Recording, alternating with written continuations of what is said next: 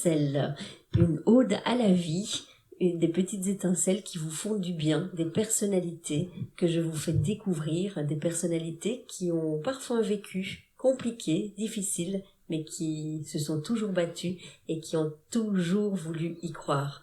Alors aujourd'hui, je vous présente, si vous ne la connaissez pas encore, elle s'appelle Sarah Reski. Sarah Reski, bonjour. Bonjour Valérie, et merci de m'inviter aujourd'hui. C'était très important de t'inviter, tu faisais partie de mes grandes petites étincelles. Alors Sarah Reski, en 2 mots, je vais peut-être expliquer comment on s'est rencontrés. C'est que tu as fait appel à moi pour que je sois ton attachée de presse, et puis depuis quelques mois, on ne se quitte plus.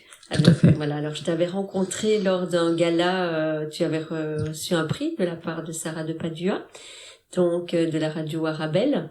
Et Sarah, tu as quel âge d'abord, Sarah? J'ai 46 ans. Tu as 46 ans, mais tu as des années de souffrance au niveau de la santé. Alors Sarah, elle va nous parler aujourd'hui de ses cancers à répétition, mais on va parler aussi de plein de choses positives, parce que Sarah, en fait, c'est une femme incroyable. Là, je l'ai devant moi, elle a ses yeux qui brillent, elle a ce petit truc là dans l'œil, qui est toujours illuminé en fait. Et donc Sarah, elle donne de la joie et elle donne du peps à tout le monde, alors que je sais que pour elle, malgré tout, c'est pas facile tous les jours. Alors en quelques mots, est-ce que tu peux nous expliquer le premier cancer, à quel âge tu l'as eu et que c'était exactement comme cancer? Bien, l'histoire a commencé tout d'abord par le décès de mon papa déjà, lorsque j'avais 10 mois. Donc j'ai déjà grandi dans la maladie, on va dire, à travers le cancer, parce qu'on ne comprend pas, on ne connaît pas cette situation, enfin, ne pas vivre sans père déjà. Et il y a 17 ans, donc j'ai eu mon premier cancer, où j'ai dû me faire opérer. Et on m'avait annoncé que j'allais peut-être avoir des difficultés à avoir un enfant. Mais comme on est très jeune, on passe très vite au-dessus de ça. Et on reprend très vite le cours de sa vie. Ça m'a pas vraiment touchée à cette époque-là. Je suis vite passée à autre chose. Et puis donc après ça, quelques années plus tard, heureusement pour moi, j'ai eu un enfant. Et une petite fille, je pense. Une petite fille. Qui est maintenant bien grande, qu'on salue. Oui, tout à fait, qui est grande, et maintenant je suis grand-mère même. Yeah. Donc voilà, j'ai ce plaisir-là, heureusement. Et à mes 28 ans, donc j'ai eu une deuxième fois un cancer. Et là, on a tiré sur la sonnette d'alarme. Donc là, ça a été la panique, parce que je venais de rencontrer quelqu'un et que je voulais recommencer ma vie. Et là, c'était le stress qui m'envahissait. On voulait avoir un enfant et tout ça. Donc ça devenait de plus en plus compliqué. Et j'ai pu surmonter cette étape de nouveau avec une opération. Et malheureusement, les années qui ont suivi, j'ai pas pu avoir d'enfant. Et on s'y était fait. C'est quel cancer que tu as eu? Alors j'ai eu un cancer donc de l'utérus. Au départ, on m'a pas vraiment donné le nom du cancer, parce que comme on est jeune, on pense pas à toutes ces questions, à chercher à savoir comment ce que c'est, comment ça fonctionne et tout ça. Donc c'est vraiment on m'a dit que c'était un cancer, et puis voilà, je suis passée tout à fait à autre chose. C'était vraiment une opération, et puis hop, ma vie reprenait son cours en fait. Et donc là, par contre, ça a été vraiment un stress, parce que j'avais peur que de plus avoir d'enfants, et j'en voulais tellement, et donc voilà, mais j'ai eu des conséquences bien sûr à ce cancer-là après mes 28 ans, donc je n'ai pas pu en avoir fatalement. Les années ont passé, et 38 ans, là la cloche avait sonné, et là c'était la plus grosse de mes sentences au fait. Là on m'a donné un nom. J'ai fait partie de ces chiffres qu'on donne chaque année dans le diagnostic. J'avais cette étiquette au fait des personnes maintenant qui avaient vraiment le cancer, parce que j'avais un lémiosarcome, qui est un cancer très rare partout dans le monde, et qui n'a pas réellement un diagnostic. Après cette étape-là, donc on a continué les tests, et j'ai eu une deuxième claque. On m'a annoncé des métastases pulmonaires. Donc en un mois de temps, je pense qu'on m'a annoncé 2 fois le cancer dans ma vie. À cette époque-là, je veux dire. Ça a été vraiment 2 chocs qui ont été consécutifs et qui m'ont marqué. J'ai pensé que c'était la fin de ma vie. Je me suis dit, ça y est, c'est maintenant que ça s'arrête, c'est fini pour moi. Je pourrais pas passer ce cap-là, quoi. Et quelque part, je sentais qu'au fond de moi, mon chemin c'était cette route-là. J'ai toujours dit que quand j'étais plus jeune, je vais me livrer un peu plus au niveau mes pensées. C'est que quand j'étais jeune, je disais tout le temps que j'allais mourir comme mon père et que je voulais me rapprocher de mon père. Et effectivement, les psychologues, c'est ce qui me disent qu'on peut déclencher ce genre de cancer émotionnellement par rapport à ça. Et je pense que c'est quelque chose qui m'a traversé dans ma vie et qui peut-être une étape. Et tu étais très proche, du coup, je suppose, de ton papa? Je l'ai pas connu, au fait. Pas du tout. Moi, il est décédé quand j'avais 10 mois. Donc, ça a été vraiment l'inconnu. Et donc, je suis issue d'une grande famille. Et on est 7. Et j'ai été la plus jeune. J'ai toujours été très malade depuis ma naissance. Donc, j'ai sillonné vraiment les hôpitaux dès que j'étais bébé, au fait. Donc, pour moi, c'était clair dans ma tête que j'allais finir dans un hôpital. Ça, c'est en fait certain. J'ai grandi avec cette idée-là. Et que ma famille, c'était mes sœurs, mes frères, c'était ou mon père ou c'était ma maman, puisque maman travaillait et que j'ai été vraiment... mes sœurs, c'était ma mère, quoi. Donc, j'ai été très couvée par ma famille, très gâtée, parce que j'étais quelqu'un de fragile, j'étais quelqu'un qui était souvent malade, avec des pneumonies, des bronchites chroniques. Enfin, j'en ai vu de toutes les couleurs quand j'étais jeune, quoi. Alors justement, après ce deuxième diagnostic de ces 2 cancers consécutifs, comment déjà on peut encaisser une nouvelle pareille, en fait? Comment toi tu as réagi? Là, c'est le chaos, hein. Bon, tu me connais, c'est mon point sensible, là. Là, c'est le chaos parce que déjà, quand on apprend que c'est un cancer, c'est déjà pas une étape facile. Donc, à cette époque-là, je sentais les choses arriver et heureusement pour moi, j'étais accompagnée. J'étais accompagnée de mon compagnon à l'époque et de ma grande sœur. Et même si on a essayé de me rassurer et de me prendre dans leurs bras et tout ça, je voulais pas, au fait. J'avais déjà cette histoire de combat au fond de moi. C'est une autre personne, au fait. Dès qu'on entend ce mot cancer, en tout cas, c'est ce que moi j'ai ressenti. C'est vraiment, mon cerveau, il a été sur vraiment le mot combatif. Et donc voilà, il fallait vraiment que je vive et que je passe par-dessus ce mot-là, quoi. Et puis, comme j'ai fait les tests et tout ça, quand on a découvert les métastases, je crois que c'était 3 semaines plus tard, là, ça a été ma deuxième gifle. Là, je suis tombée. Là, pour moi, c'était vraiment la fin. C'était vraiment la fin. J'allais pas m'en sortir et que ça m'a mis à terre, au fait. Là, j'ai senti vraiment le chaos, le désespoir. Et au fait, ça va tellement vite. On rentre dans un engrenage médical. Tout le monde s'affaire. Les rendez-vous vont beaucoup plus vite. Les médecins, on n'a pas le temps vraiment de réfléchir à ce qui se passe. Et donc, il fallait vite que je me fasse opérer. Heureusement pour moi, j'ai pas dû faire la chimio parce que je suis tombée vraiment sur des très bons chirurgiens et qui ont voulu me préserver. Et donc, on m'a opérée.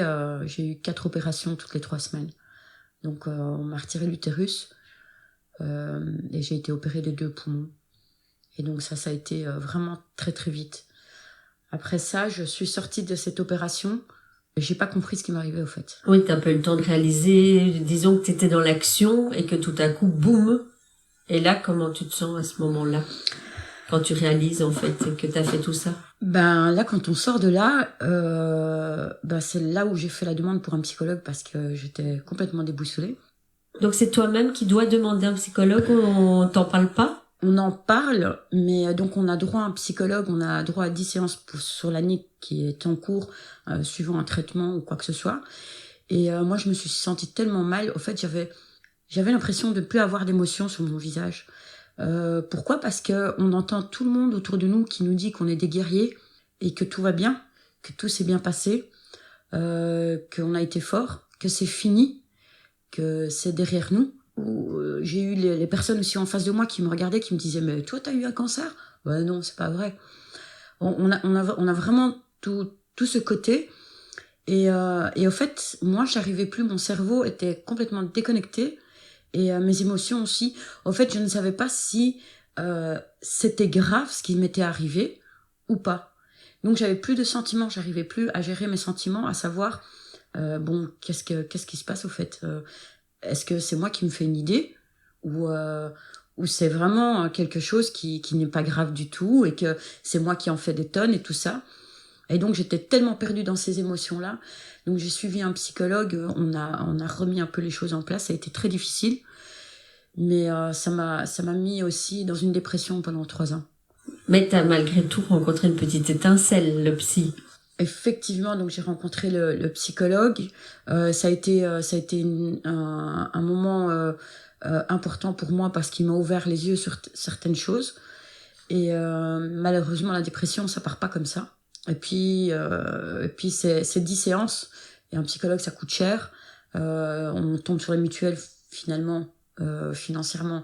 On n'a pas les moyens parce qu'il y a les oncologues, ça se paye, les médicaments, les traitements, enfin tout ça. Donc on arrête fatalement, on prend ces 10 séances et puis on reprend le cours de sa vie. Et fatalement, on tombe dans cette dépression petit à petit, même si on essaie de s'en sortir, même si on essaie d'éclaircir certains points. Et ça a été vachement le chaos total dans ma vie pendant 3 ans.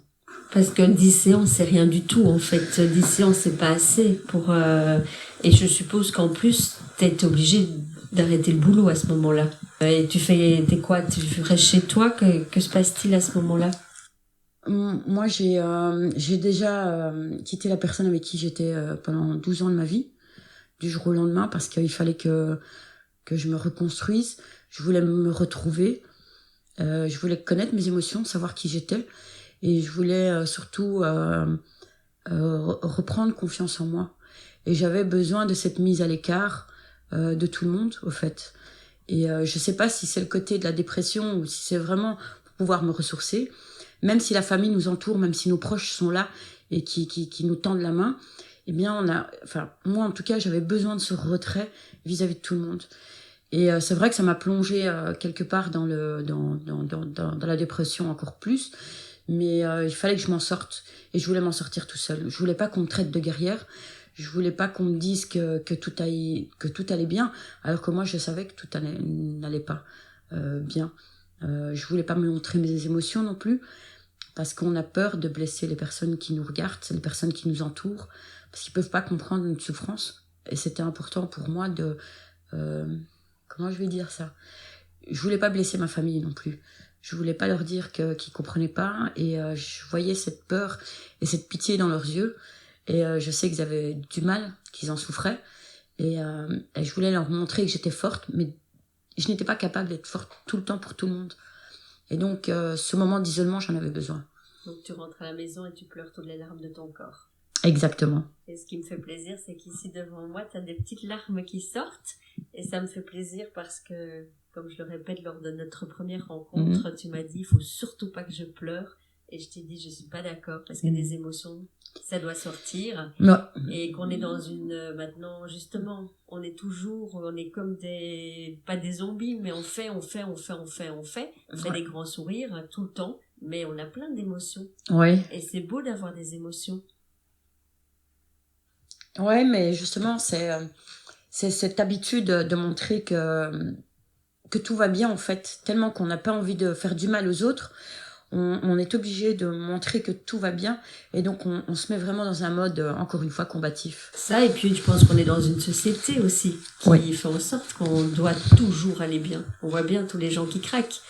Donc, si on pouvait un peu plus montrer ce qu'on ressent vraiment, je crois que le monde irait déjà beaucoup mieux. Si on était un peu plus à l'écoute, ça c'est un fait certain. Totalement. Et que si on a envie de pleurer, on pleure. Et si on a envie de rire, on rit. Et si on a envie d'être en colère, on est en colère. Toujours dans le respect de l'autre. Mais je pense que c'est la plus belle des choses. Il y a tout ça qui est très très difficile, etc. Mais comment tu as eu cette petite étincelle, justement, parce que tu as créé quelque chose de formidable et maintenant, on va l'expliquer, tu aides plein de gens. Qu'est-ce qui s'est passé dans ta tête? Bien après ces 3 ans-là que j'ai vécu dans une galère, parce que émotionnellement ça n'allait pas, physiquement j'avais pris du poids, et fatalement autour de moi personne ne me reconnaissait dans mon caractère et dans mon physique. Les gens étaient souvent choqués parce que bon bah j'avais pris je pense plus de 17 kilos et j'en avais tellement marre de ça et puis la pitié dans les yeux de tout le monde qu'il fallait que je fasse absolument quelque chose, il fallait que je me sorte de cette dépression. Et à l'époque, j'avais un ami qui était boxeur, Benoît Emblème, et qui me disait, Sarah, il faut que tu fasses quelque chose, viens faire du sport, viens t'entraîner avec moi et tout ça. Et ce qui s'est passé, c'est que il y a eu son décès. J'ai perdu mon ami. Le lendemain, j'en ai tellement souffert de ce décès-là que je me suis dit, bah, pour lui, pour me venger, ben, je vais faire ce qu'il m'a dit. Je devais m'entraîner avec lui. Et ben non, ben, j'irai à la salle de sport. Et donc le lendemain, j'ai acheté une paire de gants et j'ai été m'inscrire dans une salle de boxe. Donc Benoît était très connu dans le milieu de la boxe. Hein. Tout à fait, il a été 2 fois champion du monde et 2 fois champion d'Europe aussi en kickboxing et en tout cas en pied-point, quoi. Et il était mannequin aussi. Et du coup, tu vas tout acheter? Donc je vais tout acheter, je vais m'inscrire à la boxe. Je suis l'élève qui ne comprend rien à ce qu'on dit. Je suis au fond de la classe, je me fais très discrète. Et puis comme j'ai perdu confiance en moi, je portais des trucs larges, j'ai essayé d'être discrète le maximum possible, quoi. Et mais j'étais très intensif au cours, j'allais 3 fois par semaine, même si je comprenais rien, même si et donc petit à petit, de fil en aiguille, ben j'ai fait connaissance avec les boxeurs, parce qu'il y a des boxeurs dans cette salle. J'ai rencontré d'autres personnes, j'ai commencé à boxer de mieux en mieux. L'élève du fond de la classe elle est arrivée devant de la classe. Et avec toutes mes connaissances, j'allais voir supporter nos boxeurs. J'allais souvent au gala, je faisais plein d'entraînements aussi avec eux. Et donc voilà, ça a été une découverte pour moi. J'ai repris confiance en moi et j'ai découvert une famille. Ça a été vraiment un déclenchement pour moi dans ma vie qui a été ce que je cherchais au fait. Ce que je cherchais parce qu'à l'époque, je voulais faire déjà du sport, à l'époque de mon cancer, tout de suite en sortant après mon cancer. Et en fait, on me proposait juste la méditation. Et moi, je voulais pas ça. Ça ne correspond pas à tout le monde. Exactement. Moi, j'avais besoin de sortir cette colère, cette rage. Méditer, je pleurais déjà chez moi, comme je dis tout le temps. Donc, j'avais pas besoin de méditer. Je voulais sortir cette colère, ce truc. J'avais envie de crier, de frapper. Et donc là, c'est ce que j'avais retrouvé. Comme Benoît me le disait, j'avais tout qui est sorti, quoi. Et c'était important pour moi et je suis arrivée. Je suis arrivée, mais quand j'ai pratiqué la boxe dans cette salle, j'ai rien dit, en fait. J'ai pas voulu dire que j'avais eu un cancer. Et je voulais pas qu'on me montre du doigt ni qu'on me prenne par pitié. C'est déjà pas évident parce qu'on arrive dans une salle et on se dit, j'ai déjà un handicap, j'ai été opérée des 2 poumons, donc j'ai pas de cardio, j'arriverai pas à tenir 3 minutes et tout ça. Et j'ai pu y arriver en ne disant rien. Et donc ça a été un moment fort pour moi. Et là, t'en parles aux médecins, tu leur expliques ou ils sont pas au courant? Mes médecins, oui, je leur explique.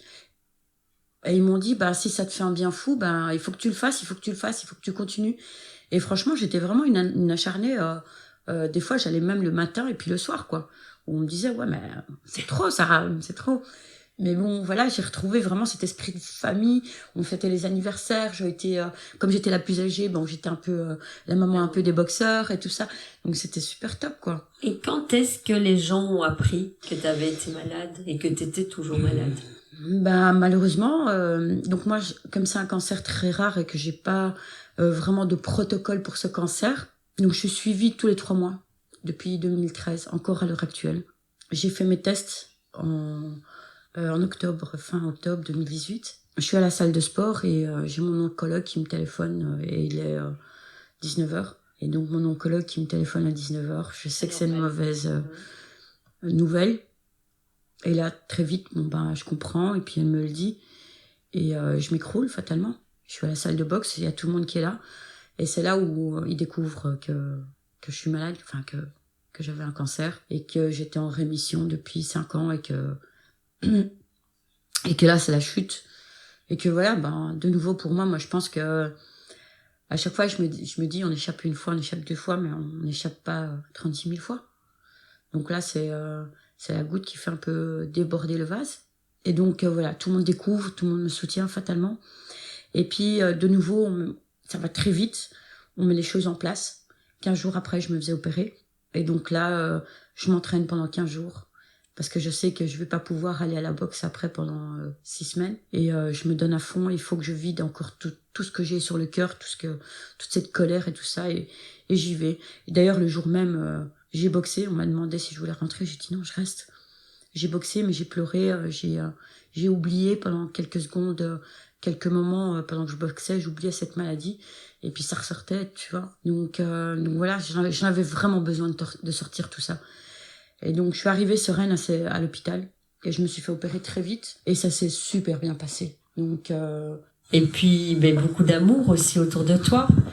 Donc, je pense que ça fait énormément aussi pour pouvoir continuer à se battre. Ouais. J'ai ma fille qui m'a accompagnée pendant... d'ailleurs, même en 2013. À chaque fois, elle restait à l'hôpital avec moi. Donc là, en 2018, elle m'a accompagnée. Elle restait dormir avec moi. Pourtant, c'était une période d'examen. J'ai été déclarée au mois de novembre, donc décembre, il fallait me faire opérer. Elle m'a soutenue, c'est elle qui m'apportait à manger, qui me faisait mes petits plats, je pouvais pas bouger. Donc oui, ça m'a vachement aidée, ça m'a vraiment soutenue.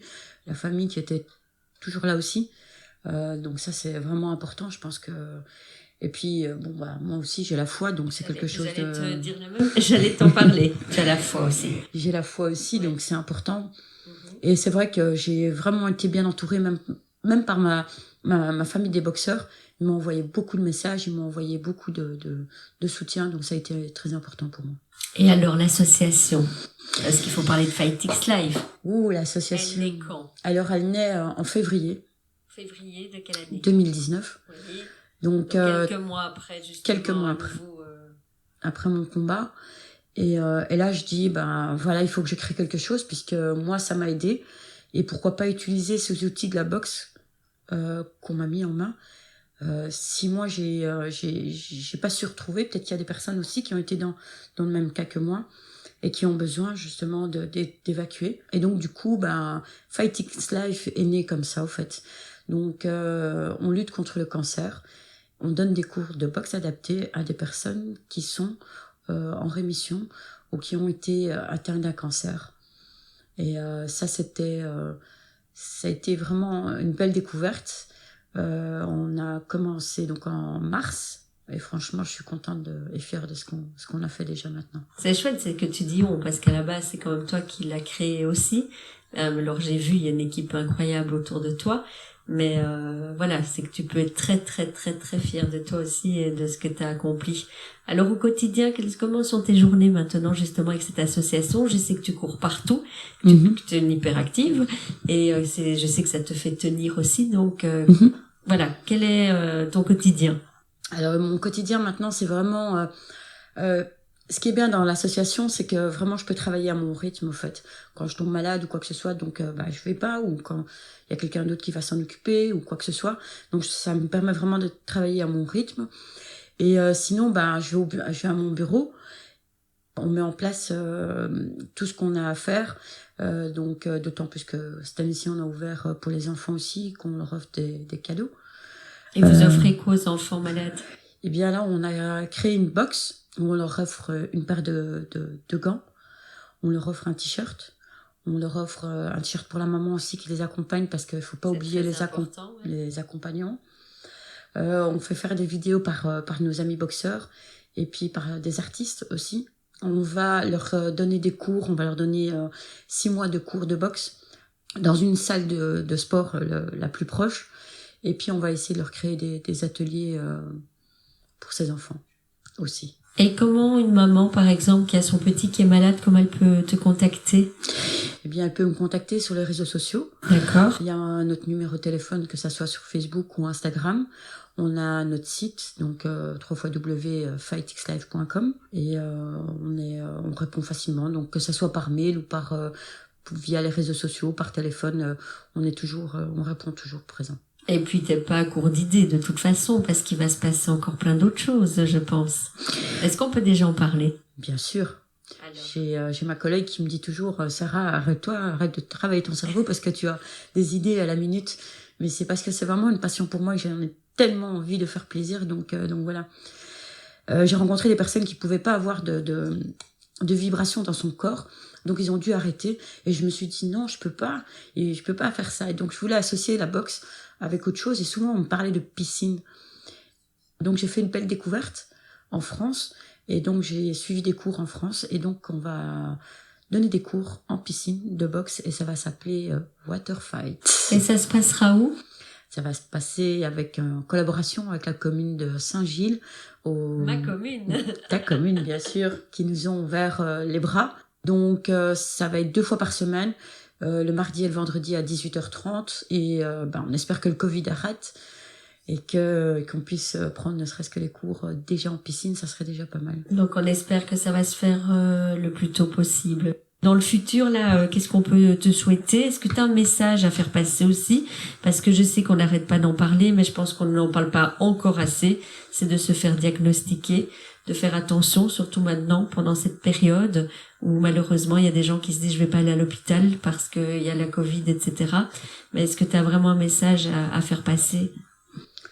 Bah oui, il faut déjà être vraiment à l'écoute de son corps, ça c'est vraiment un point important, et de pouvoir voir et découvrir quand on est fatigué, quand il y a quelque chose qui va pas, et c'est sûr que se faire dépister, surtout pour nous, le cancer du sein, qui est le premier des cancers en Belgique, et il n'y a pas d'âge au fait, parce que de plus en plus de femmes sont touchées par le cancer du sein, et l'utérus aussi.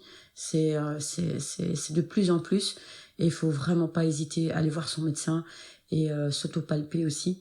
Il y a plein de choses pour savoir comment le faire, et donc voilà, et croire en soi surtout, vraiment croire en soi, et être forte et se dire qu'on va y arriver, qu'on le vaincra. J'étais très touchée de t'avoir en face de moi. Et puis, pour tous ceux qui voudraient se renseigner sur les cours, etc., rappelle-nous. Alors, on a notre page FightX Life, ASBL, sur Facebook, Instagram.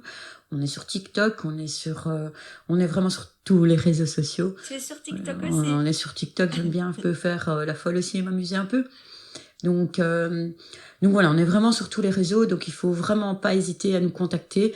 Et si vous connaissez aussi des personnes qui sont atteintes du cancer qui ne nous connaissent pas, donc vous pouvez prendre contact aussi, on peut les aider.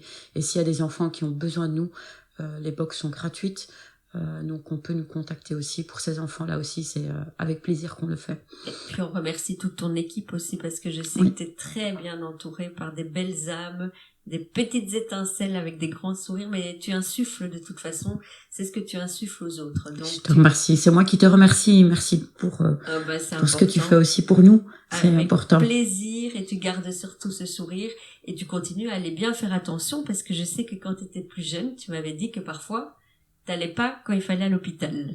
Ouais. Donc, comme malheureusement. quoi, mais c'est la jeunesse, c'est normal. Ouais. Vraiment, ça c'est un message aussi à faire passer, que c'est hyper important.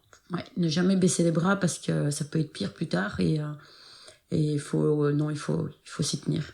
D'accord. Et qu'est-ce qui te fait tenir pour terminer? Alors, il y a ta fille, il y a la boxe. T'as un autre passe-temps? Il y a quelque chose, je sais pas moi, un truc fou, dis-moi.